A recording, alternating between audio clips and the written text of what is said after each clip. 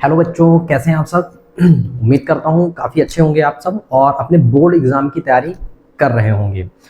मैं संदीप श्रीवास्तव आज कक्षा 10 चैप्टर फर्स्ट में अपन डिस्कशन करेंगे कि कौन कौन से प्रश्न सबसे ज़्यादा महत्वपूर्ण हैं और कितने कितने अंक का आना है और किसको किसको हमें पढ़ना चाहिए। तो चलिए आज हम बात कर लेते हैं। ठीक, देखिए कक्षा 10 अध्याय 1 की बात हम कर रहे हैं, वास्तविक संख्याएं। ठीक है, जिसको हम इंग्लिश में रियल नंबर कहते हैं।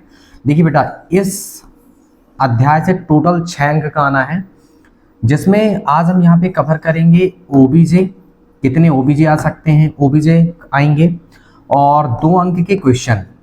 तो कौन कौन से ऐसे 2 अंक के क्वेश्चन हैं, ठीक है, जो 2 अंक में आपसे पूछे जा सकते हैं। आज हमारा सिर्फ और सिर्फ उद्देश्य है 2 अंक के क्वेश्चन और ऑब्जेक्टिव का। तो चलिए आज हम बात करते हैं, ध्यान से आपको सुनना है और समझना है। ठीक, तो चलिए बात करते हैं। देखिए, कुछ चीजें आपको किताबी भाषा के अकॉर्डिंग ही क्वेश्चन पूछता है, तो किताबी भाषा के अकॉर्डिंग ही आपको पढ़ना पड़ेगा और समझना पड़ेगा। बाकी मैं आपको अपनी भाषा के अकॉर्डिंग आपको समझाऊंगा, बहुत ही सरल और अच्छे तरीके से समझाने का प्रयास करूंगा। एक बात और मैं कहना चाहूंगा कि कोई भी चीज इतनी डिफिकल्ट नहीं होती है जितना आप समझते हैं या मानते हैं। डिफिकल्ट कोई भी चीज है होती ही नहीं है, बस आप मान लेते हैं इसलिए आपको डिफिकल्ट लगने लगती है।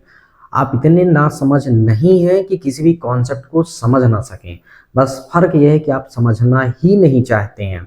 तो मैं आपसे एक आग्रह करूंगा कि थोड़ी से आप बिना स्किप किए वीडियो को बिल्कुल बहुत ही आराम से देखिए और समझने का प्रयास करिए। 100% है कि आपको समझ में आएगा कि मैं क्या कहना चाहता हूँ। ठीक, शुरुआत में हो सकता है थोड़ी सी बोरिंग लग जाए, लेकिन बिल्कुल भी बोरिंग नहीं लगेगा। आप यकीन मानिए, आप बहुत ही आसान तरीके से, नॉर्मल तरीके से सीख जाएंगे। चलिए, तो आप ज़्यादा डिस्कशन नहीं करेंगे, हम मेन पॉइंट पे बात कर रहे हैं। देखिए, अभी हमारा टॉपिक जो है, हम सिर्फ ऑब्जेक्टिव के बारे में बात कर रहे हैं। और आप एक काम जरूर करिएगा, या तो आप स्क्रीनशॉट लीजिए या तो फिर आप इसे तुरंत ही लिख के पढ़ लीजिए। हूबहू किताबी भाषा का ही आपसे पूछा जाता है ऑब्जेक्टिव के तौर पे, इसलिए आप इसे जरूर पढ़िएगा लिख के। चलिए हम बात करते हैं। देखिए, अवधारणाओं पर आधारित महत्वपूर्ण तथ्य, प्रत्येक भाज्य संख्या को एक अद्वितीय रूप से अभाज्य संख्याओं के गुणनफल के रूप में व्यक्त किया जा सकता है, यही अंक गणित की आधारभूत प्रमेय है। देखिए, अंक गणित का आधारभूत प्रमेय ये कहता है कि प्रत्येक भाज्य संख्या को अभाज्य संख्या के गुणनफल के रूप में लिखा जा सकता है। यही क्या है, अंक गणित का आधारभूत प्रमेय है। पेपर में आता है अंक गणित का आधारभूत प्रमेय क्या है, तो आप लिख सकते हैं कि प्रत्येक, बात समझिएगा, प्रत्येक भाज्य संख्या को हम क्या कर सकते हैं, अभाज्य संख्या के गुणनफल के रूप में लिख सकते हैं। एक और पॉइंट की बात मैं आपको बताता हूँ। वास्तविक संख्याएं, कुछ बच्चों को जानकारी नहीं होती कि वास्तविक संख्याएं क्या है। ठीक है, अच्छा, मैं आपको बहुत ही नॉर्मल तरीके से बता देता हूं कि कक्षा 10 में, कक्षा 1 से लेकर के कक्षा 10 तक में अभी तक आपने जितनी भी संख्याओं को पढ़ रखा है, वो समस्त संख्याएं वास्तविक संख्याएं ही हैं। चाहे वो आप की संख्याएं बिना रूट वाली हों या बिना रूट वाली हों या फिर दशमलव वाली हों, बटे वाली हों, समस्त संख्याएं। अब हम पहचान कैसे करें, अब यहाँ पे थोड़ी सी देखिए। वास्तविक संख्या, वास्तविक संख्या जो है, वास्तविक संख्या, वास्तविक संख्या परिमेय और अपरिमेय संख्याओं के समूह को, किसको, परिमेय और अपरिमेय संख्याओं के समूह को ही हम क्या कहते हैं, वास्तविक संख्या कहते हैं। रट के रखिए, परिमेय और अपरिमेय संख्याओं के समूह को ही हम क्या कहते हैं, वास्तविक संख्या कहते हैं। ऑब्जेक्टिव में खूब पूछा जाता है। अच्छा, ये तो मान लीजिए बात की बात है कि परिमेय और अपरिमेय संख्याओं के समूह को हम क्या कहते हैं, वास्तविक संख्या कहते हैं। एक पॉइंट की बात और है कि बच्चों को हमेशा कंफ्यूजन रहता है कि भाज्य संख्या क्या है और अभाज्य संख्या क्या है। ध्यान से सुनिएगा और समझने का प्रयास करिएगा, बहुत ही आसान भाषा में बता रहा हूं मैं आपको। भाज्य का मतलब होता है विभाजित हो जाना, एक को छोड़ करके ऐसी समस्त संख्याएं, एक को छोड़ करके ऐसी समस्त संख्याएं जो स्वयं से यानी खुद से और किसी और संख्या से विभाजित हो जाती हैं, उन्हें हम कहते हैं भाज्य संख्या। मैंने क्या कहा, एक को छोड़ करके ऐसी समस्त संख्याएं जो स्वयं से और किसी और संख्या से विभाजित हो जाती हैं, उन्हें हम कहते हैं भाज्य संख्या। अब सुनिए भाज्य संख्या। एक को छोड़ करके ऐसी समस्त संख्याएं जो स्वयं के अतिरिक्त किसी से विभाजित नहीं होती, मतलब विभाजित होंगी यानी भाग जाएगा तो स्वयं से ही भाग जाएगा, किसी और से नहीं जाएगा। कुछ बच्चे भाज्य भाज्य को सम विषम के तरीके से देखते हैं, ऐसा नहीं है। ऐसी समस्त संख्या, मैंने क्या कहा, एक को छोड़ के ऐसी समस्त संख्याएं जो स्वयं के अतिरिक्त किसी से विभाजित नहीं हो सकती हैं, उन्हें हम कहते हैं अभाज्य संख्या। देखिए दो, अब आप दो को सोचिए, दो तो स्वयं के अतिरिक्त किसी से विभाजित नहीं हो सकता ना, इसीलिए तो ये अभाज्य संख्या है। तीन, तीन क्या है, अभाज्य है। क्यों अभाज्य है? क्योंकि स्वयं के अतिरिक्त किसी से विभाजित नहीं हो सकता। अच्छा, पांच को देख लीजिए, सात को देख लीजिए, नौ को आप नहीं कह सकते हैं क्योंकि नौ विभाज्य हो जाएगा, ठीक है, भाज्य है वो, ठीक है, विभाजित होगा। अब देखिए सात में आप स्वयं सोचिए, क्या सात में हम सात के अतिरिक्त किसी और को भाग दे सकते हैं क्या? संभव ही नहीं है, ठीक है। 11 में क्या हम किसी का और भाग दे सकते हैं क्या? 11 में 11 का ही भाग जाएगा। जो संख्याएं स्वयं के अतिरिक्त किसी से विभाजित नहीं होती हैं उन्हें हम अभाज्य संख्या कहते हैं, ठीक है। और देखिए 13, ऐसी बहुत सारी संख्याएं हैं, ठीक है। आप स्वयं सोचिए कि ऐसी वो संख्याएं जो स्वयं के अतिरिक्त किसी से विभाजित नहीं होती, उन्हें हम क्या कहते हैं? उन्हें हम कहते हैं अभाज्य संख्या। और जो संख्याएं स्वयं से और किसी और से, जैसे देखिए चार, चार चार से डिवाइड हो जाएगा, चार दो से भी डिवाइड हो जाएगा तो भाज्य हुआ। 6 को देखें तो भाज्य है, ठीक है। 8 को देखें तो भाज्य है। 9 को देखें तो भाज्य है क्योंकि 9 9 से डिवाइड हो जाएगा, 9 3 से डिवाइड हो जाएगा। जो संख्या खुद से और किसी और संख्या से डिवाइड हो जाती हैं उन्हें हम क्या कहते हैं? भाज्य संख्या कहते हैं। पहले तो ये कॉन्सेप्ट क्लियर होना चाहिए, क्योंकि अगर इसके बारे में नहीं जानेंगे ना तो हम कॉन्सेप्ट को रट ही नहीं पाएंगे। तो पहले आप रट लीजिए कि जो संख्याएं स्वयं से और किसी और संख्या से डिवाइड होती हैं उन्हें हम कहते हैं भाज्य संख्या, और जो संख्याएं स्वयं के अतिरिक्त किसी से डिवाइड नहीं होती हैं उन्हें हम कहते हैं अभाज्य संख्या। चलिए, अब ये जो कॉन्सेप्ट आपके पास सामने दिखाई दे रहा है, इस समस्त कॉन्सेप्ट को आपको लिखना है और लिख के याद करना है, ठीक है, कि आप जब भी ऑब्जेक्टिव के तौर पे पूछे तो आपसे बन जाना चाहिए, ठीक है। तो चलिए ध्यान से देखिए, क्या बोला गया है? प्रत्येक भाज्य संख्या को एक अद्वितीय रूप से, जिसके समान, अद्वितीय क्या है? जिसके अतिरिक्त, मतलब जिसके समान कोई दूसरा ना हो, ठीक है। मतलब ऐसी संख्याएं कि उसी तरह की संख्याएं नहीं आएंगी, अलग अलग संख्याएं आएंगी।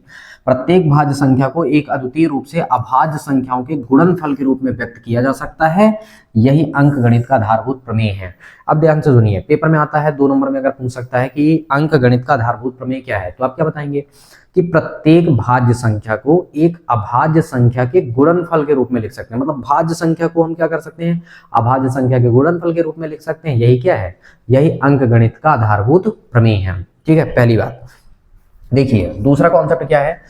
किसी भी प्राकृतिक संख्या को, कोई भी प्राकृतिक संख्या हो, उसके अभाज्य गुणनखंडों के गुणनफल के रूप में लिखा जा सकता है। सत्य सत्य में पूछ सकता है, किसी भी प्राकृतिक संख्या को, कोई भी नेचुरल नंबर हो, ठीक है, कोई भी नंबर हो, किसी भी संख्या को ले लो आप, ठीक है ना, उस प्रत्येक संख्या को हम क्या कर सकते हैं? उसके अभाज्य गुणनफल के रूप में हम लिख सकते हैं, लिखा जा सकता है, ठीक। अब देखिए, एक प्राकृतिक संख्या का अभाज्य गुणनखंडन, ठीक है, एक प्राकृत संख्या का अभाज्य गुणनखंडन उसके गुणनखंडों के क्रम को छोड़ते हुए अद्वितीय होता है। अभी आपको सिर्फ रटना है, समझाने का मैं पूरा प्रयास करता हूं, ठीक है, आप समझ जाएंगे, लेकिन सवाल हल करवाऊंगा तब। एक प्राकृतिक संख्या का अभाज्य गुणनखंड, ठीक है, जो प्राकृतिक संख्या उसका भाज्य गुणनखंड क्या होता है? उसके गुणनखंडों के क्रम को छोड़ते हुए, जब वो आप लिखोगे ना, गुणनखंड को छोड़ते हुए अद्वितीय होता है। संख्या जैसे 2 आ गया, फिर उसके बाद आप 3 आ गया, 5 आ गया, ऐसे क्रम को, एक एक क्रम को छोड़ते हुए क्या होता है? द्वितीय होता है। द्वितीय का मतलब एक एक संख्या ही निकल के आएंगी, वो और कोई नहीं निकल के आएगा। फिलहाल अभी आप याद करिए, आगे मैं आपको बताता हूँ।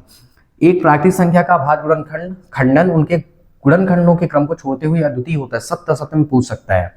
अच्छा, एक most point, Karl Frederick Gauss को गणितज्ञों का राजकुमार कहा जाता है, ठीक है। क्या कहा जाता है? गणितज्ञों का राजकुमार किसे कहा जाता है? कार्ल फ्रेडरिक गॉस को, ठीक है। अच्छा देखिए, HCF की डिफिनेशन आप देखिए, संख्याओं में, अभी आपको सिर्फ रटना है क्योंकि तरीका तो मैं अपना आपको बताऊंगा, ठीक है, कि किस तरीके से आपको याद करना, निकालना है, पर थोड़ी सी किताबी भाषा भी पता होनी चाहिए क्योंकि किताबी भाषा में आपसे पूछा जाता है।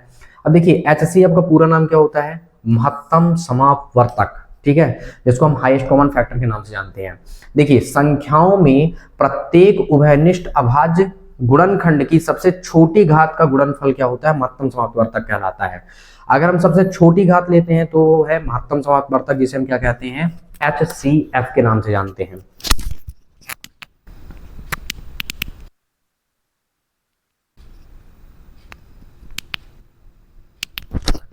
चलिए, मतलब देखिए अभाज्य गुणनखंड, अभी मैं आपको तरीका बताता हूँ, आप सिर्फ नोट लीजिए अभी फिलहाल। संख्याओं के प्रत्येक वहनिष्ठ अभाज्य गुणनखंड की सबसे छोटी घात का जो गुणनफल होता है, सबसे छोटी घात का गुणनफल एचसीएफ कहलाता है, और सबसे बड़ी घात का गुणनफल एलसीएम कहलाता है। देखिए, संख्याओं के संबद्ध प्रत्येक अभाज्य गुणनखंड की सबसे बड़ी घात का गुणनफल लघुत्तम समाप्तवर्तक मतलब एलसीएम कहलाता है।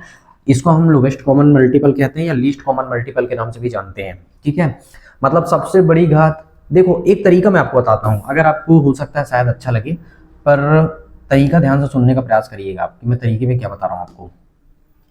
देखिए, कंफ्यूजन रह हो जाता है बच्चों को कि बड़ी घात का क्या मतलब है। बड़ी घात किस में आएगा, एलसीएम में कि एचसीएफ में? तो एल का मतलब आप समझो लंबा, लंबा मतलब समझो बड़ा। ठीक है, तो बड़ी घात की संख्याओं को हम क्या कहते हैं, बड़ी घात की जो संख्या होगी उसे हम एलसीएम कहेंगे। ऐसे समझो ना कि बड़ी घात है, बड़ी घात मतलब एल मतलब लंबा, लंबा मतलब बड़ा। ठीक है, तो बड़ी घात कहलाया। तो बड़ी घात की संख्याओं को हम क्या कहते हैं, बड़ी घात की संख्याओं के गुणनफल को हम क्या कहते हैं, एलसीएम कहते हैं। छोटी घात को हम एचसीएफ कह देते हैं, नॉर्मल सी बात है। ठीक है, और देखिए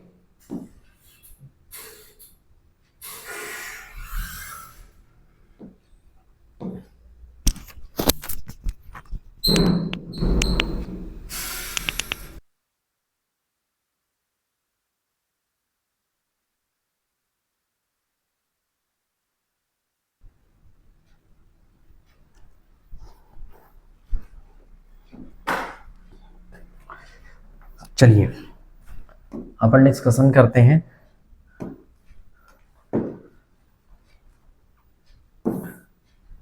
तो आपने क्या जाना, आपने ये जाना कि जो सबसे बड़ी घात होती है उसे हम क्या कहते हैं, अभाज्य गुणनखंड में जो सबसे बड़ी घात होती है उसे हम एलसीएम कहते हैं, जो सबसे छोटी घात होती है उसे हम क्या कहते हैं, एचसीएफ कहते हैं।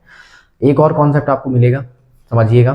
किसी प्राकृतिक संख्या n के लिए, कोई नेचुरल नंबर है n, n कोई नेचुरल नंबर है, संख्या 4 पावर n और 6 पावर n संख्या शून्य पर समाप्त नहीं होगी, क्योंकि शून्य पर समाप्त होने वाली संख्या 5 से विभाजित होती है और इनका और ये संख्या 5 से विभाज्य नहीं है। पेपर में एक क्वेश्चन बनेगा भी, ठीक है, कि ये 6 पावर n और 4 पावर n क्या शून्य पर समाप्त होती है? नहीं होती हैं। कॉन्सेप्ट अभी याद रखिए। किन्हीं दो धनात्मक पूर्णांक a और b के लिए एचसीएफ और एलसीएम का गुणनफल क्या होता है, उन्हीं की संख्याओं के बराबर होता है। एक फॉर्मूले का काम करता है, इसलिए आप बहुत अच्छे से इसको अंडरलाइन का जरूर करके लिखेंगे। ठीक है, एक चीज और, दो संख्याओं का गुणनफल जो है एचसीएफ और एलसीएम के लिए बराबर होता है। मतलब दो संख्या का एचसीएफ निकालने और एलसीएम निकालने तो उनका जो गुणनफल है दोनों संख्याओं के बराबर होगा, परंतु तीन संख्याओं के लिए ये लागू नहीं होता है। तीन संख्याओं के लिए हम सत्यता की जांच नहीं कर सकते हैं, केवल दो संख्याओं के लिए लागू है। अच्छा, नेक्स्ट कॉन्सेप्ट आप और देखिए, रूट पी अपरिमेय संख्या है। मान लीजिए रूट पी क्या है, अपरिमेय संख्या है, और पी एक अभाज्य संख्या है। अगर मान लीजिए, देखिए, अगर रूट पी अपरिमेय संख्या है तो रूट पी क्या होगा, एक अभाज्य संख्या होगा।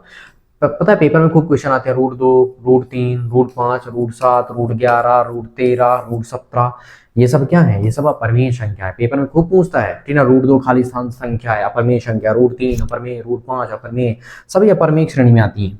अच्छा, एक चीज मैं आपको और बताना चाहता हूँ, जो संख्याएं रूट से पूर्णतः वर्ग, पूर्ण वर्ग बन के बाहर नहीं निकलती हैं उन्हें हम क्या कहते हैं, अपरिमेय संख्या कहते हैं। जैसे आप सोचिए थोड़ी देर के लिए, रूट 2 क्या पूर्णतः बाहर आ सकता है? क्या नहीं आ सकता, लेकिन रूट 4 आ सकता है। रूट 4 क्या कहलाएगा, 2 कहलाएगा। इसका मतलब रूट 4 जो है वो परिमेय कहलाएगा, लेकिन रूट 2 क्या है, अपरिमेय कहलाएगा। ठीक, इस बात को आप विशेषता ध्यान रखेंगे। अच्छा, एक बात और देखिए, आपके दिमाग में होना चाहिए, ठीक है, क्या, यदि कोई संख्या, ठीक ना, कोई संख्या, यदि p कोई अभाज्य संख्या है, p नाम की कोई संख्या जो अभाज्य संख्या, अभाज्य संख्या कौन सी, जिनमें जो स्वयं के अतिरिक्त किसी डिवाइड नहीं हो सकती है, और p जो है p स्क्वायर को क्या करता है, देखो p, यदि p कोई अभाज्य संख्या है और p a स्क्वायर को विभाजित करता है। ठीक, मान लेते हैं कि p कोई क्या है, अभाज्य संख्या है, और p जो है वो a स्क्वायर को डिवाइड कर रहा है, भाग दे, मतलब भाग देने से भाग चला जाता है। तो इसका मतलब ये है कि तो p a को भी विभाजित करेगा। तो पता है, अगर जैसे सपोज दैट, बात समझने का प्रयास करिए, जैसे मान लीजिए a स्क्वायर को p डिवाइड कर रहा है, तो इसका मतलब है कि a को भी क्या करेगा, p डिवाइड करेगा, भाग जाएगा उसमें। ठीक है, जहां a एक क्या होता है, धनात्मक पूर्णांक होता है। ये आपको अंडरलाइन करके लिखना है अभी फिलहाल, आप अंडरलाइन करिए और लिखिए ताकि सारे कॉन्सेप्ट आपसे बिल्कुल याद होने चाहिए। अच्छा, नेक्स्ट कॉन्सेप्ट अपन देखते हैं, और देखिए आप समझने का प्रयास करिए। ये तो रटने वाली बातें हैं पूरी। ठीक है, देखिए, एक परिमेय संख्या और एक अपरिमेय संख्या का योग या अंतर, हमेशा अपरिमेय संख्या होती है। परिमेय संख्या को चाहे आप देखो, परिमेय और अपरिमेय संख्या को चाहे जोड़ो चाहे घटाओ, परिमेय से परिमेय को जोड़ दो, सॉरी, परिमेय और अपरिमेय संख्या, परिमेय संख्या के साथ परिमेय के साथ अपरिमेय को जोड़ो चाहे घटाओ चाहे गुणा करो चाहे भाग करो, चाहे जोड़ दो घटा दो गुणा करो भाग करो, किसमें परिमेय के साथ अपरिमेय को चाहे जोड़ो चाहे घटाओ चाहे गुणा चाहे भाग, चाहे अपरिमेय के साथ परिमेय को जोड़ो घटाओ गुणा भाग करो, समस्त संख्याएं अपरिमेय ही कहलाती हैं। ये कंडीशंस है, ठीक, याद रखना है। देखिए लिखा है ना, परिमेय संख्या के साथ अपरिमेय संख्या का योग या अंतर, योग मतलब जोड़ना, अंतर मतलब घटाना, क्या होता है, परिमेय संख्या होता है। चाहे हम जोड़ दें और चाहे हम घटा दें, परिमेय संख्या कहलाएगी। एक शून्येतर परिमेय संख्या और एक अपरिमेय संख्या को गुणनफल भागफल अपरिमेय संख्या होता है। देखिए चाहे हम परिमेय संख्या को क्या करें, जोड़े घटाएं गुणा भाग कुछ भी करें, परिमेय का अपरिमेय के साथ, बात समझिए, परिमेय संख्या का अपरिमेय संख्या के साथ जोड़ना घटाना गुणा भाग, ये सब क्या कहलाता है, वो सब कहलाएगा आपका क्या, अपरिमेय कहलाएगा। चलिए ये था मेन इंपॉर्टेंट मेन कॉन्सेप्ट था। अब हम बात करते हैं आगे, तो चलिए देखते हैं कुछ कॉन्सेप्ट को आगे। अच्छा, कुछ कॉन्सेप्ट आगे जाने से पहले मैं कुछ चीजें आपको बता देता हूं ताकि समस्त कॉन्सेप्ट आपके क्लियर रहें। देखिए कोशिश करिएगा समझने का, बहुत ही आसान है, मैंने पहले भी बताया है कि बहुत ही आसान है, कोई भी चीज़ इतनी डिफिकल्ट नहीं है जितनी चीज़ हम मान के रखे हैं, ठीक ना। गणित जैसे आसान सब्जेक्ट कहीं नहीं मिलेगा आपको, ठीक है, जो बहुत ही जल्दी समझ में आए आपको। हाँ, पहली चीज़ तो ये कि आप एक प्लान बनाएं, ठीक है, कि 2 अंक के लिए, ठीक है, कौन कौन से क्वेश्चन सबसे ज़्यादा महत्वपूर्ण हैं, ठीक है। तो मैं आपको बता देता हूँ, चैप्टर पे आप एक प्लान ऐसा बनाएं, जैसे चैप्टर आप पढ़ रहे हैं, चैप्टर फर्स्ट की बात हम कर रहे हैं। अब चैप्टर फर्स्ट में मैं आपको बताता हूँ कि कौन कौन से 2 नंबर के लिए सबसे महत्वपूर्ण क्वेश्चन है। पहली चीज ये, कुछ कॉन्सेप्ट मैं आपको बता देता हूँ कि कैसे आप प्लान बना के पढ़ सकते हैं। चैप्टर फर्स्ट में अगर हम बात कर रहे हैं, क्या बात की है, क्या हमसे यहाँ पे 2 चीजें बननी चाहिए। क्या हम यहाँ पे HCF हम जानते हैं, क्या हम HCF निकालते बनता है हमसे, LCM निकालते बनता है क्या हमसे, ये चीज हमको सीखना है इस चैप्टर से। दूसरी चीज अगर हम बात करें, ठीक है, हम HCF निकालना सीखेंगे और LCM निकालना सीखेंगे, क्या हमसे ये चीजें बनती हैं। चैप्टर फर्स्ट में एक प्लान है अपना, ठीक है, आपको ये देखना है, कुछ लोगों से बनता होगा कुछ से नहीं भी बनता होगा, ठीक। तो देखिए कुल मिला के मैं कहना ये चाहता हूँ कि 2 नंबर के कौन कौन से क्वेश्चन आने वाले हैं, मैं आपको इसका प्लान बता रहा हूँ। तो देखिए 2 नंबर के क्वेश्चन में आपसे, ठीक है, HCF पूछ सकता है, LCM पूछ सकता है, अभाज्य गुणनखंड विधि से, ठीक, अभाज्य गुणनखंड विधि से HCF और LCM तो पूछना है, ये तय है। अभाज्य गुणनखंड विधि से पूछता है अभाज्य संख्याओं का गुणनफल के रूप में। अभाज्य संख्या मतलब कि अभाज्य संख्याओं को, एक चीज ऐसा लिख सकते हैं अपन कि ये टॉपिक आपका पूछता है। अभाज्य गुणनखंड से HCF LCM पूछता है। एक चीज आपसे और पूछता है, भाज्य संख्या को भाज्य संख्या के गुणनफल के रूप में लिखना। क्या पूछता है, भाज्य संख्या को अभाज्य संख्या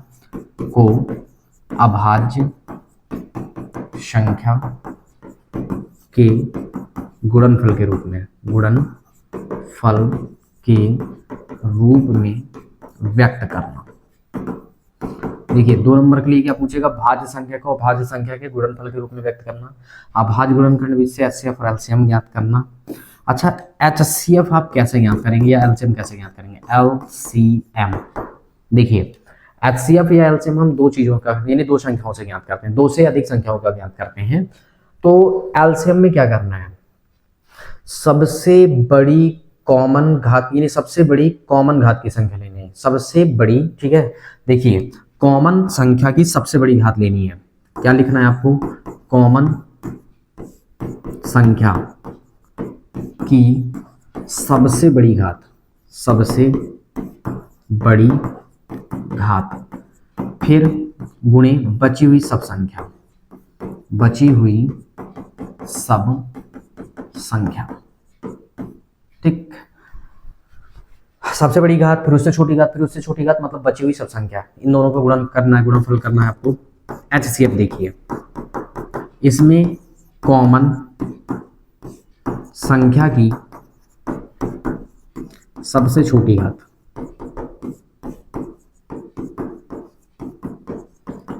बस अगर कॉमन संख्या की सबसे छोटी घात में दिखेगा तो एक तो दिखना ही दिखना है, तब तो मैं एक ही लेके चलेंगे। ठीक है, ये कॉन्सेप्ट हुआ, रट के रखिए। अभी मैं आपको दिखाता भी हूँ, कुछ क्वेश्चन में हमको होमवर्क भी दूंगा।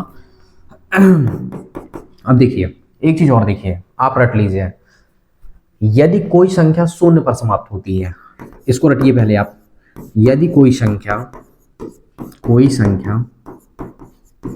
शून्य पर समाप्त होती है, शून्य पर समाप्त होती है, तो वह संख्या 5 से विभाजित होगी और एक अभाज्य गुणनखंड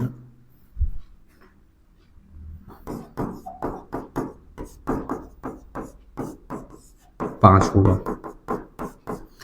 यदि कोई संख्या शून्य पर समाप्त होती है तो साफ मतलब है कि 5 से विभाजित होगी। कैसे? मान लीजिए, देखिए शून्य पर समाप्त हो गई संख्या, तो 5 से इसमें भाग नहीं जाएगा, तो इसका मतलब 5 इसका भाज्य, 5 जो है ना उसका भाज्य गुणनखंड है एक।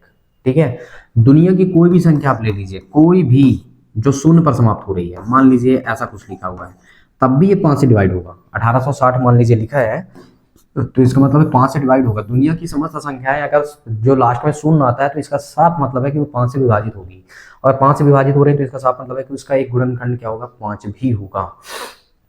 तो ये पॉइंट था मेन। ठीक है, अब ये मेन पॉइंट है। अब हम इसके बारे में थोड़ी सी डिस्कशन करते हैं। देखिए, भाज्य संख्या को हम अभाज्य संख्या के गुणनफल के रूप में व्यक्त करेंगे। 2 नंबर के लिए है अभाज्य संख्या की, मतलब अभाज्य गुणनखंड विधि से एचसीएफ और एलसीएम भी ज्ञात करेंगे। एलसीएम में कैसे लिखना है, एलसीएम कैसे बच्चे कंफ्यूज होते हैं। एलसीएम में कॉमन संख्या की सबसे बड़ी घात लेना है और बची हुई सब संख्या को ले लेते हैं, लेकिन एचसीएफ में ऐसा नहीं है। एचसीएफ में कॉमन संख्या की सबसे छोटी घात लेते हैं। यदि कोई संख्या शून्य पर समाप्त होती है, मान लीजिए कोई संख्या शून्य पर समाप्त होती है, तो वो संख्या 5 से विभाजित होगी और उसका एक अभाज्य गुणनखंड क्या होगा, और एक अभाज्य गुणनखंड क्या होगा, 5 होगा। यानी उस संख्या का और उसका एक अभाज्य गुणनखंड क्या होगा, अभाज्य गुणनखंड क्या होगा, 5 होगा। अच्छा, एक कॉन्सेप्ट और अपन देखते हैं थोड़ी से। हम प्रत्येक भाज्य संख्या को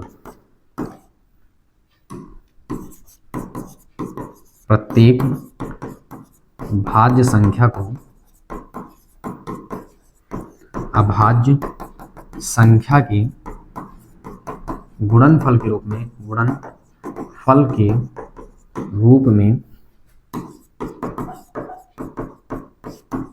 लिखा जा सकता है। देखिए, प्रत्येक भाज्य संख्या को अभाज्य संख्या के गुणनफल के रूप में लिखा जा सकता है। अच्छा, मैं नॉर्मल आपको दिखाता हूं। ठीक है, हाँ, भाज्य भी बता दिया, भाज्य भी बता दिया। सबसे छोटा एग्जांपल मैं आपको लेता हूं और सबसे छोटे एग्जांपल से आपको दिखाना चाहता हूं। देखिए, अब आप ये बताइए, क्या 20 भाज्य है कि नहीं है? भाज्य संख्या है ना, 20 भाज्य क्यों है? क्योंकि उसमें खुद का भाग चला जाएगा और किसी और संख्या में। देखिए, अगर हम देखें तो इसमें क्या, ये खुद से डिवाइड होगा। किससे होगा? 10 से भी होगा। किससे होगा? 2 से भी होगा। किससे होगा? 4 से भी होगा। किससे होगा? 5 से भी होगा। मतलब जो संख्या स्वयं के अतिरिक्त किसी और संख्या से भी डिवाइड होती है, ऐसी संख्या को भाज्य संख्या कहते हैं। और भाज्य संख्या को मैंने क्या बताया कि प्रत्येक भाज्य संख्या को एक अभाज्य संख्या के गुणनफल के रूप में लिखा जा सकता है। तो देखिए कैसे लिख सकते हैं अपन। फिर मान लीजिए, फिर ऐसे लिखेंगे, पहले गुणनखंड करिए। देखिए, 10 दूनी 20, 5 दूनी 10, ठीक, और कितना हुआ, 5 एकम 5। तो देखिए, ये हुआ 20, ऐसे लिखेंगे 2 गुणे 5। अब 2 कितने बार है? 2 बार, तो 2 का स्क्वायर और कितना हुआ, 5। तो देखिए, अद्वितीय संख्या है, ये अकेला है, ये भी अकेला है, तो अद्वितीय है। अब आप देखिए, एक बात बताइए, 2 क्या है? ये 20 तो भाज्य है, लेकिन 2 और 5 क्या है? अभाज्य संख्या है। तो अभाज्य संख्या और गुणनफल के रूप में नहीं लिख रहे हैं, तो 2 संख्या, देखिए प्रत्येक भाज्य संख्या को अभाज्य संख्याओं के गुणनफल के रूप में लिखा जा सकता है। ये कॉन्सेप्ट है। ठीक है, बहुत ही अच्छे से कॉन्सेप्ट को समझने का प्रयास करिए, सारी चीजें समझ में आएंगी। ठीक, मैंने पहले भी बताया कि कोई भी चीज इतनी डिफिकल्ट नहीं है कि आप उसे समझ ना सकें। चलिए, नेक्स्ट कॉन्सेप्ट की अगर हम बात करते हैं, देखिए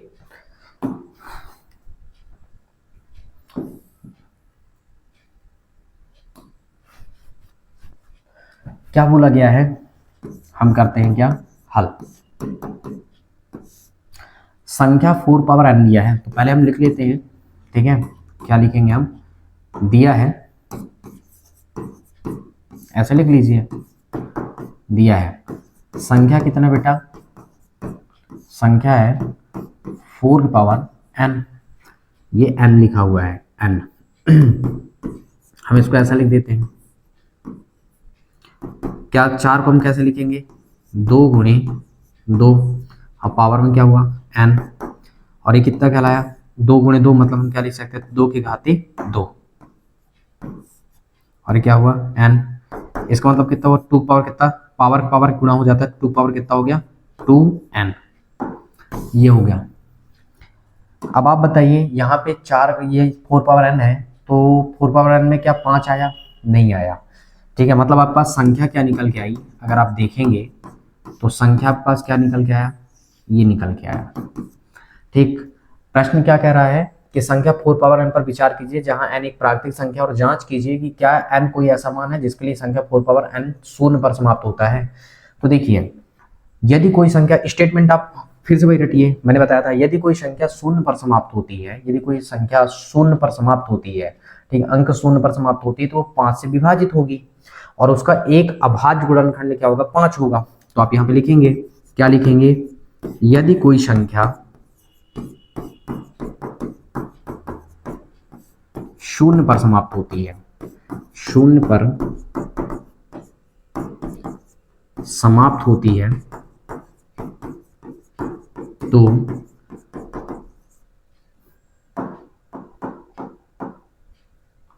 वह संख्या, यदि कोई संख्या शून्य पर समाप्त होती है तो वह संख्या 5 से विभाजित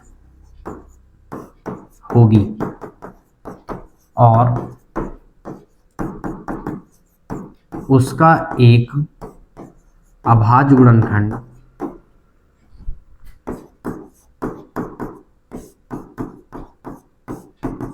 5 होगा।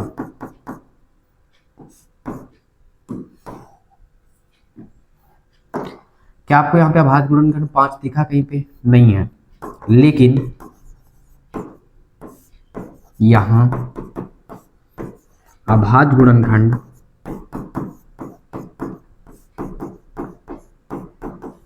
5 नहीं है, अतः संख्या 4 पावर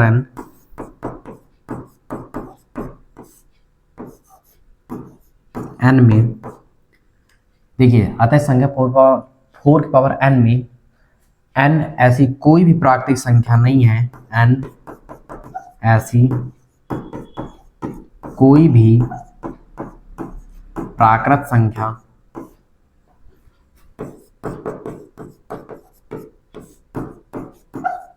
नहीं है जो शून्य पर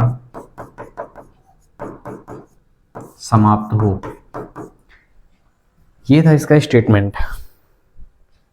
यदि कोई संख्या शून्य पर समाप्त होती है, ठीक है, तो वह संख्या 5 से विभाजित होगी और उसका एक अभाज्य गुणनखंड 5 होगा, लेकिन यहाँ अभाज्य गुणनखंड 5 नहीं है, अतः संख्या 4 पावर n में n ऐसी कोई भी प्राकृतिक संख्या नहीं है जो शून्य पर समाप्त होती है। ये था पहला कॉन्सेप्ट। अब देखिए, हमको ज्ञात करना है एचसीएफ और एलसीएम मेथड से, एलसीएम ज्ञात करना है। मेथड कौन सा है, अभाज्य गुणनखंड।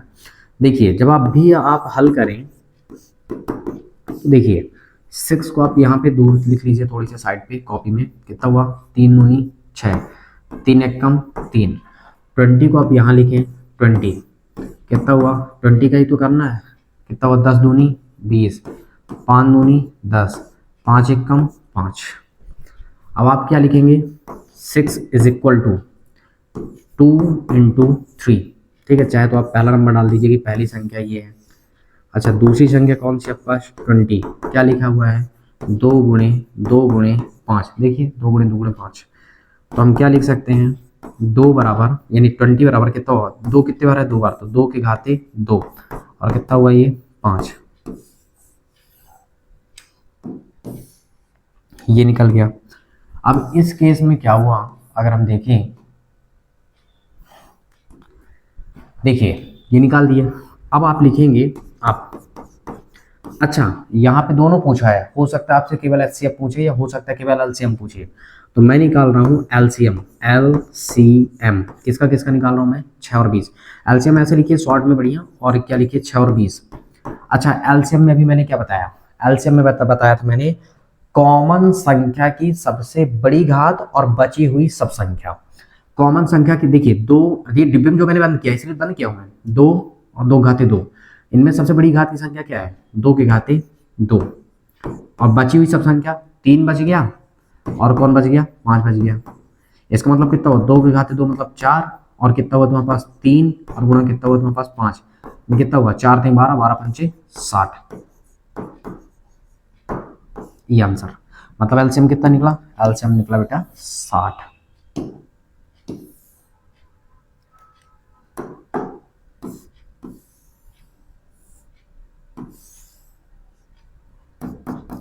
अच्छा एलसीएम 60। अब हम बात करते हैं एचसीएफ के बारे में। किसके बारे में, एचसीएफ लिख देते हैं, और एचसीएफ किसका ज्ञात कर रहे हो, 6 और 20, कॉमा करके आप ब्रैकेट में डाल दो। अच्छा एचसीएफ में क्या बताया था, सबसे छोटी कॉमन घात की संख्या, मतलब कॉमन संख्या की सबसे छोटी घात, तो कॉमन संख्या तो 2 ही है, 3 5 तो हो नहीं सकता, सबसे छोटी घात मतलब 2 बस है, तो 2 घाते 2 मतलब ये 2 घाते 1, मतलब ये केवल आपका ये सेकेंड आंसर कहलाया। ये ऐसे समस्त सवालों को हल करना है इसी भी मेथड से, ठीक। अब हम नेक्स्ट कॉन्सेप्ट में चलते हैं। क्वेश्चन नंबर 2 तो हो गया, क्वेश्चन नंबर 3 देखिए, ये भी एक एग्जाम्पल का ही सवाल है, ठीक है, और मैं आपको एग्जाम्पल बता देता हूँ और बाकी सारी चीजें आप खुद ही कर सकते हैं। देखिए हल, पहले 96 का करना है, 96 का आप साइड में कर लीजिए ऐसे, कितना हुआ आपके पास, पहले नंबर में अगर हम बात करते हैं 96 का, 2 से डिवाइड हो जाएगा, 2 4 को 8, 2 8 16, मतलब 48 दूनी 96, और फिर ये कितना हुआ 24 दूनी 48, फिर कितना हो जाएगा 12 दूनी 24, फिर कितना हुआ 6 दूनी 12, फिर कितना हुआ 3 दूनी 6, फिर कितना हुआ 3 एकम 3, फिर कितना हुआ 404, 404 में कितना हुआ 202 दूनी 202 दूनी 404, 101 दूनी, अब ये तो कटेगा ही नहीं, तो 101 एक कम 101। देखिए पहले नंबर में आप लिख सकते हैं क्या 96 को आप क्या लिखेंगे 2 गुणे 2 गुणे 2 गुणे, यहाँ से देखिए 2 कितने बार है 5 बार, 2 गुणे 2 गुणे 2 गुणे 2 गुणे और कितना हुआ ये 3, इसका मतलब क्या कहलाया 96। इसको हम क्या लिखेंगे, देखिए कितने बार है 5 बार, तो 2 के घाते 5 और गुणे कितना हुआ 3, ये डिब्बे में बंद।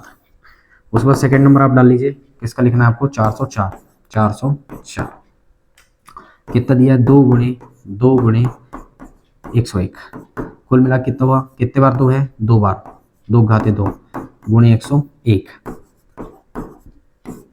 404 को हम इस फॉर्मेट में लिख सकते हैं। अब देखिए दोनों चीज़ें निकल गई, अब आप लिख सकते हैं, अब चूंकि दोनों चीज़ें बोला, पहले एचसीएफ बोला फिर एलसीएम बोला, क्या दिक्कत है, ठीक ना। पहले नंबर में आप क्या लिख सकते हैं, चलिए एचसीएफ याद कर लेते हैं, HCF 96,404, क्या बताया था मैंने, कॉमन संख्या की सबसे छोटी घात, कॉमन संख्या 2 है, सबसे छोटी घात मतलब 2 घाते 2, ये हुआ 2 के घाते 2 मतलब 2 दूनी 4, एचसीएफ कितना निकला 4। और एलसीएम देख लेते हैं, ये आपका एक आंसर आ गया। एलसीएम ले आप देखते हैं, एलसीएम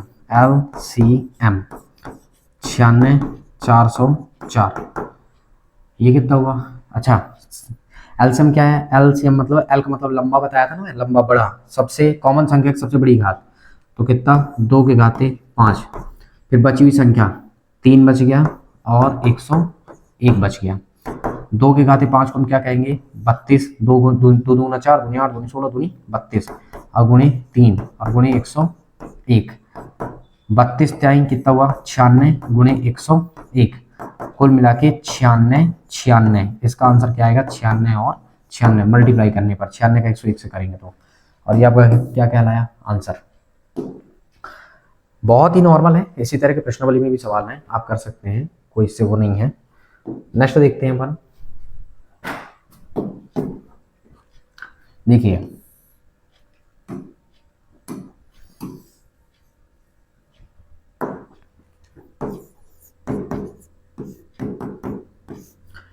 देखिए 3 ज्ञात करना है। पहले अपन को किसका करना है, पहले 6 है, 6 का कर लेते हैं।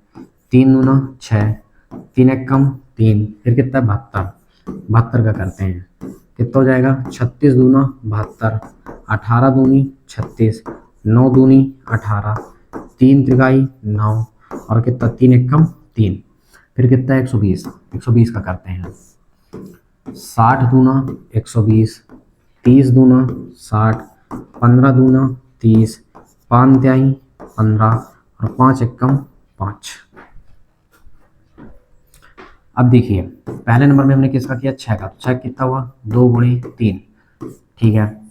दूसरे नंबर में हमने किसका किया 72 का, तो 72 को हम क्या लिखेंगे 2 गुणे 2 गुणे 2 गुणे 3 गुणे 3, यानी ये क्या कहलाया 72 को हम क्या लिख सकते हैं 3 बार है, ये 2 बार है, मतलब 2 के घाते 3 और गुणे 3 के घाते 2, ये हम 72 को लिख दिया। थर्ड नंबर में क्या लिखे 120 है, 120 में तुम्हारे पास कितना हुआ 2 गुणे 2 गुणे 2 गुणे 3 गुणे 5,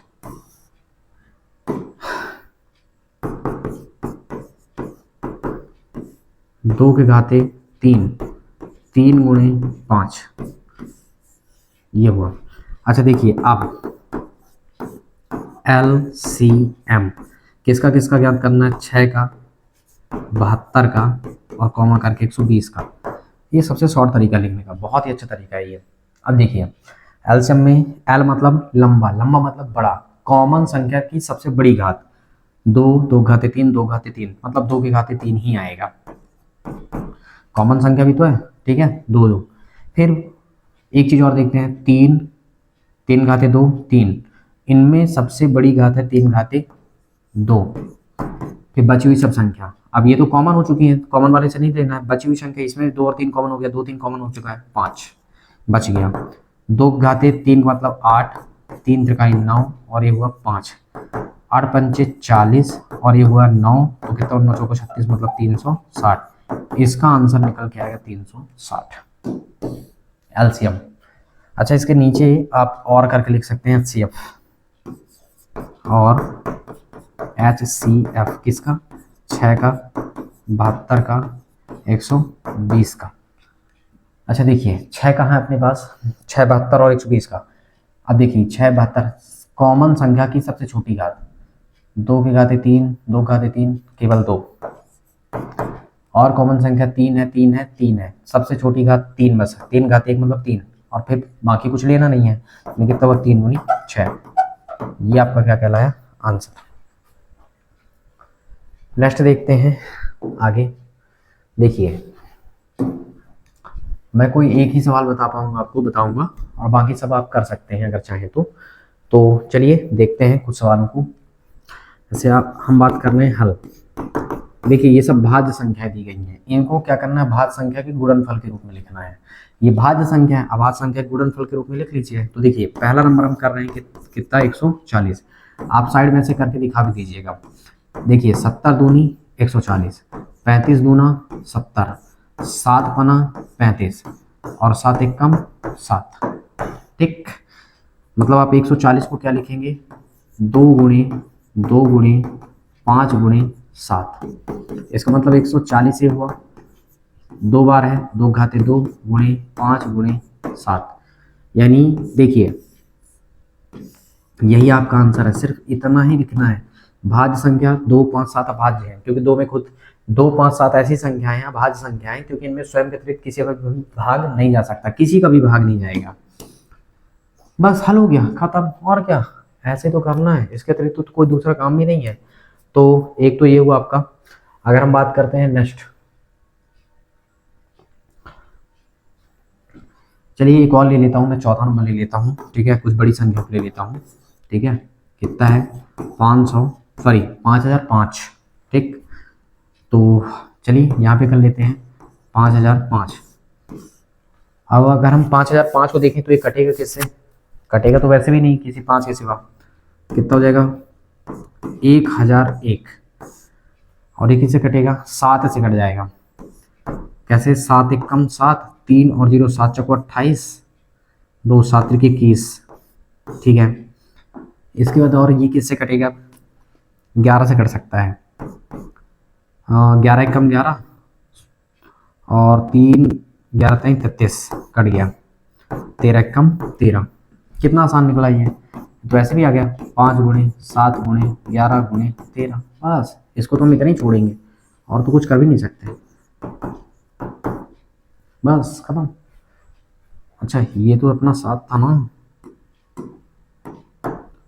ये अपना 7 है ये, ठीक। नेक्स्ट, ऐसे बाकी आप कर लीजिएगा सेम पैटर्न पे। अच्छा देखिए, HCF LCM याद करना है, कोई एक सवाल बताऊंगा बाकी आप कर लीजिएगा, ठीक है। HCF LCM इन्हीं संख्या, एक चीज और मैं बता दूं कि बोर्ड एग्जाम में इन्हीं क्वेश्चन, यही क्वेश्चन आते हैं, इससे बाहर भी नहीं आएंगे, 100% यही आएंगे हल। और हम आज सिर्फ सीख रहे हैं 2 अंक के क्वेश्चन, 2 अंक के क्वेश्चन को ही अपन सॉल्व कर रहे हैं। देखिए 26 और 91 का करना है, मतलब आप पहले क्या लेंगे, किसका, 26 का, कितना हुआ 13 दूनी 26 और 13 एकम 13, और फिर आपका ये कितना कहलाया 91, तो कितना हो जाएगा आपके पास 13 सते 91 और 13 एकम 13। मतलब पहले नंबर में अगर हम देखें तो पहले नंबर में 26 को हम क्या लिखेंगे 2 गुणे 13, और सेकंड नंबर में हम देखते हैं कितना अपने पास 91 है, तो इसको हम क्या लिखेंगे 7 गुणे 13। अच्छा ये दोनों कॉमन तो कुछ है नहीं इन दोनों में आपस में कि हम घात लगाने जाएं। अब देखिए क्या ज्ञात करना है, अब LCM, किसका LCM ज्ञात करना है, 26 और कॉमा 91 का, सबसे बड़ी घात की संख्या, तो सबसे बड़ी घात तो है ही नहीं, ठीक है, कॉमन संख्या की सबसे बड़ी घात, तो जब कॉमन संख्या तो है 13 लेकिन बड़ी घात है ही नहीं, तो मतलब सिर्फ 13, और बची हुई संख्या 2 गुणे 7, 13 दूनी कितना हुआ 26, 26 गुणे 7, 7 छंग 42 की 2 हासिल 4, और 7 दूनी 14, 14 4 18, मतलब 182, ये आपका क्या कहलाया आंसर। अच्छा सेकेंड अपन देखते हैं, और HCF 26 और 91। अच्छा HCF क्या होता है, छोटी घात की संख्या, मतलब कि कॉमन संख्या सबसे छोटी घात, तो कॉमन संख्या वस्तु है, ठीक है। अच्छा घात तो एक ही होगा, तो मतलब सिर्फ 13, ये इसका क्या कहलाया आंसर। ऐसे दोनों सवाल आप कर लीजिएगा, ठीक है। अगर दिक्कत हो रही है तो आप मुझे बताइएगा, और ये आपका वर्क रहेगा कि आप इसे करने के पश्चात मुझे कमेंट करें, ठीक है। कमेंट में आप मुझे डाल सकते हैं, मैं चेक करूंगा और फिर बताऊंगा कि सही है कि गलत है, या फिर कहाँ पे आपको सुधारना है, ठीक है। चलिए मैं नेक्स्ट क्वेश्चन की बात कर रहा हूँ। अच्छा सेम पैटर्न पे 3 संख्या का, अभी मैंने 3 संख्या का बता रखा है पर मैं फिर से बता देता हूँ, ठीक है। अच्छा आप चाहे तो पहला नंबर जैसे कर रहे हैं ना, पहला नंबर हल कर रहे हैं, तो देखिए पहले आप इसका किए 12 का, तो कितना हुआ 6 दूनी 12, 3 दूनी 6 और 3 एकम 3, फिर किसका किया 15 का, कितना हुआ 5 तिहाई 15 और 5 एकम 5, फिर आपने किसका किया 21 का, कितना हुआ 7 त्रिक 21 और 7 एकम 7, ये हुआ। अच्छा आप ABC कर सकते हैं, पहले का ए नंबर आपने जब 12 का किया तो क्या मिला 2 गुणे 3, यानी आपने 12 को क्या लिखा 2 के घाते 2 और 3। ये बी नंबर डालिए, आपने किसका 15 को आपने 3 गुणे सिर्फ 5 लिखा, ठीक है। सी नंबर फिर आपने सी में किया 21 का, तो ये 21 को आपने सिर्फ 3 गुणे 7 लिखा।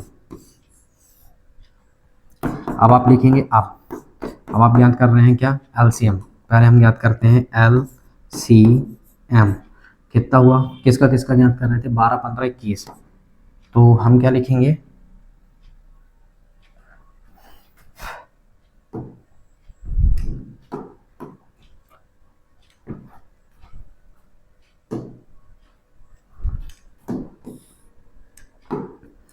किसका था 12 था 15 था 21 था, इनका ज्ञात करना है। अच्छा L का मतलब ऐसे सोचिए, L मतलब लंबा बड़ा, बड़ी कॉमन संख्या की सबसे बड़ी घात, कॉमन संख्या कौन है, कॉमन संख्या तो 3 के अतिरिक्त कुछ है नहीं यहाँ पे, अगर हम देखें तो 3 के अतिरिक्त कुछ नहीं, मतलब सिर्फ कॉमन संख्या निकल के आ गई। बड़ी घात तो है नहीं, तो मतलब हमको 3 ही लेना पड़ेगा। बची हुई सब संख्या, मतलब अब 2 के घाते 2 भी बच गया, इसको भी लिखना पड़ेगा। 3 कॉमन हो चुका, 5 बच गया और 7 बच गया, सब लेके करना है एलसीएम में। ये हुआ 3 2 दूनी 4 गुणे 5 गुणे 7, 3 चौको 12, 12 पंचे 60 और 7 छंग 42, मतलब 420। ये इसका आंसर आएगा। तीनों सबका गुणा करना चालू था। और HCF 12 15 21, ठीक, 12 15 21 में HCF का मतलब है सबसे छोटी घात की कॉमन संख्या। सबसे छोटी घात की कॉमन संख्या तो मुझे देखिए भाई, घात वाली सब कॉमन सब में होना चाहिए, तो 3 बस तो है, इसका मतलब इसका आंसर केवल 3। और ये आपका क्या कहलाया, आंसर। ठीक, तो ये कहलाया कॉन्सेप्ट। हाँ, अब हम देखते हैं, ये बहुत ही अच्छा क्वेश्चन है, ठीक है, बहुत ही प्यारा सा क्वेश्चन है दोनों के लिए। देखिए HCF दिया है, आप इसे हल करेंगे तो कैसे लिखेंगे, हल दिया है HCF कितना है, 306 और 657, कितना दिया गया है, 9। इसको ज्ञात करना है। देखिए सूत्र क्या होता है, अगर आप देखेंगे तो सूत्र होता है, ये हमारे पास संख्याएं हैं, ठीक है, हमारे पास संख्याएं क्या है, संख्याएं, मतलब एक ए का काम कर रहा है 306 और बी का काम कर रहा है 657। और सूत्र भी आपने पढ़ा है कि HCF A, B गुणे LCM A, B बराबर A गुणे B। दो संख्याओं का, दो संख्या A और B है, इनका जो गुणनफल होता है उनके एलसीएम और HCF के गुणनफल के बराबर होता है। इसका मान पहले आप लिख देते हैं, HCF कितना है, 306 और 657, और ये हुआ LCM, ये कितना हुआ, 306 और 657, और ये कितना है, एक मान 306 और गुणे कितना हुआ, 657। अच्छा अब ध्यान से देखिए ये चीज, ये कितना दिया है, 9, और ये कितना हुआ, LCM 306 657, 306 गुणे 657। अब आप एक बात बताइए, गुणांक कहाँ जाता है, ये गुणांक है ना बटे में, मतलब ये LCM है, LCM 306 657, 306 657 और बटा 9, LCM इसका क्या याद करना है अपन,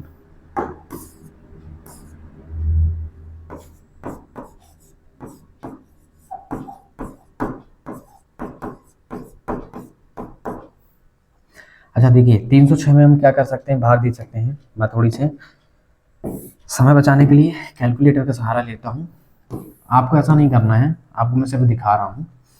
306 में हम 9 का भाग देख सकते हैं, तो 306 भागे 9 कितना आ गया, डिवाइड कर रहे हैं तो ये कैंसिल होके कितना है, 34, ये हुआ 34 और ये हुआ 657। अच्छा 34 में हम क्या कर देते हैं, गुणा कर देते हैं, 34 में हम गुणा करते हैं 657, 22 300 कितना आ गया, 22 33 60, मतलब LCM 306 और 657 तो कितना आ गया, 22 33 8, और ये आपका क्या कहलाया, आंसर।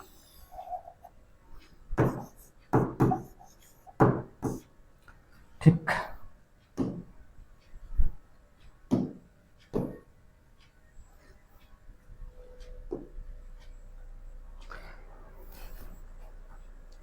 तो ये था। अब हम बात करते हैं आगे। देखिए सेम कॉन्सेप्ट मैं थोड़ी सी बताऊंगा, बाकी आप सेम पूरा स्टेटमेंट आप वहां का लिख लीजिएगा। सेम क्वेश्चन है, जांच कीजिए क्या 6 पावर n जो है, तो आप हल करेंगे, हल आप क्या लिखेंगे, दिया है संख्या, संख्या कितना है 6 पावर n, इसको हम क्या लिख सकते हैं, 2 गुणे 3 और घात में क्या n। कुल मिला के देखें तो 2 के घात n गुणे 3 के घात n। ठीक, ये हुआ, ये हमारे पास क्या है, संख्या। देखिए मैं स्टेटमेंट बोल रहा हूं, यदि कोई संख्या शून्य पर समाप्त होती है, कहां पर, शून्य पर, मैं स्टेटमेंट बोल रहा हूं, लिख लीजिएगा। यदि कोई संख्या शून्य पर समाप्त होती है तो वह संख्या 5 से विभाजित होगी और उसका एक अभाज्य गुणनखंड 5 होगा। लेकिन यहाँ अभाज्य गुणनखंड 5 नहीं है, अतः संख्या 6 पावर n में n कोई ऐसी प्राकृतिक संख्या नहीं है जो कि शून्य पर समाप्त हो। बस बाकी काम सेम आप उतार सकते हैं, इससे पहले वाले क्वेश्चन में जो था। आगे देखते हैं, ये क्वेश्चन बहुत ही फेमस और बहुत इंपॉर्टेंट क्वेश्चन है। ये पहला इसको मानते हैं, दूसरा इसको मानते हैं, फर्स्ट और सेकंड करके अपन कर लेते हैं। तो चलिए देखते हैं, एक इसको देखते हैं, एक इसको देखते हैं। तो फर्स्ट और सेकंड मतलब ए नंबर और बी नंबर करके अपन देखते हैं, तो सारी चीजें अपन की क्या हो जाएंगी, क्लियर हो जाएंगी। तो चलिए देखते हैं। अच्छा पूरा गया कि ये और ये भाज्य क्यों है, चलिए बताते हैं क्यों है। हल पहला नंबर मान लेते हैं, 7 गुणे 11 गुणे 13 और धन 13। अच्छा देखिए 13 कॉमन हो जाएगा, कॉमन हो कितना बचा, 7 गुणे 11 गुणे 1 और धन 1, 13 कम 13, 13 कम 13, एडजस्ट हो जाएगा 13। 11 सते 77 और 1 कितना, 11 सते 77, 1 कम 77 और धन 1, मतलब कितना हुआ 13 और 77 और 1 कितना हुआ, ये 78। अब देखिए 78 कितना हुआ, यहाँ से 2 तिहाई 6 समझिएगा, और 2 नम 18 और कितना हुआ 13 तिहाई 39 और 13 कम 13, मतलब 78 को हम 2 गुणे 3 गुणे 13 लिख सकते हैं, 2 गुणे 3 गुणे 13। चलिए बात समझिएगा, ये कितना है, ये पहले से 13 है, कोई चिन्ह नहीं, मतलब यहाँ पे गुणे का ही है। ठीक है, इसको हम क्या लिख सकते हैं, 2 गुणे 3 गुणे 13। अब एक हिसाब से देखा जाए तो 13 हमारे पास डबल है, तो 2 गुणे 3 गुणे ये कितना हुआ 13 हमारे पास डबल है, तो 13 का स्क्वायर, 2 3 13, 2 में खुद के अतिरिक्त किसी का भाग नहीं जाएगा, 3 में खुद के अतिरिक्त किसी का भाग नहीं जाएगा, 13 में भी खुद के अतिरिक्त किसी का भी भाग नहीं जाएगा, मतलब 2 3 और 13 अभाज्य संख्या है। तो प्रश्न ये कह रहा था कि इसको हम भाज्य संख्या क्यों कहें, क्योंकि इसे हम अभाज्य संख्या के गुणनफल के रूप में लिख सकते हैं। और मैंने बताया था ना कि यदि किसी संख्या को हम क्या कर सकते हैं, अभाज्य संख्या के गुणनफल के रूप में लिख सकते हैं, तो वो भाज्य संख्या ही होती है। ठीक है, तो आप लिख सकते हैं, अतः 7 गुणे 11 गुणे 13 धन 13 भाज्य है। क्या है, भाज्य है, क्योंकि इसे हम अभाज्य संख्या के गुणनफल के रूप में लिख सकते हैं, अभाज्य संख्या गुणनफल के रूप में लिख सकते हैं, इसलिए इसे हम कह सकते हैं कि क्या है, ये भाज्य है। अच्छा सेकंड कॉन्सेप्ट इसी का देखिए, सेकंड कॉन्सेप्ट में क्या बोला है, ये है 6 गुणे, अगर आप चाहें तो लिख सकते हैं संख्या, ऐसा लिख सकते हैं संख्या, क्या संख्या, 7 गुणे 6 गुणे 5 गुणे 4 गुणे 3 गुणे 2 गुणे 1 धन 5। ठीक है, अब देखिए दोनों में 5 है, 5 हम कॉमन किए, कितना आया 7 गुणे 6 गुणे, इससे हमें 1 गुणे 4 गुणे 3 गुणे 2 गुणे 1 और धन 1, 5 गुणा करेंगे तो यहाँ भी आ जाएगा, यहाँ भी 5 आ जाएगा।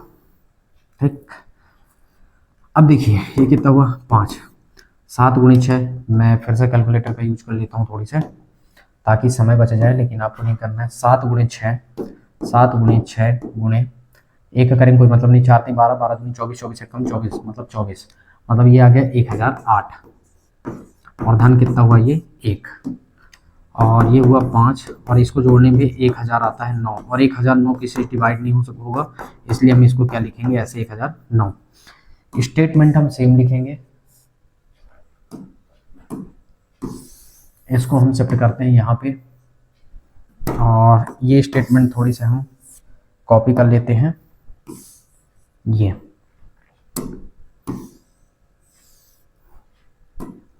और लिखेंगे अतः संख्या, संख्या क्या है अपने पास 7 गुणे 6 गुणे 5 गुणे 4 गुणे 3 गुणे 2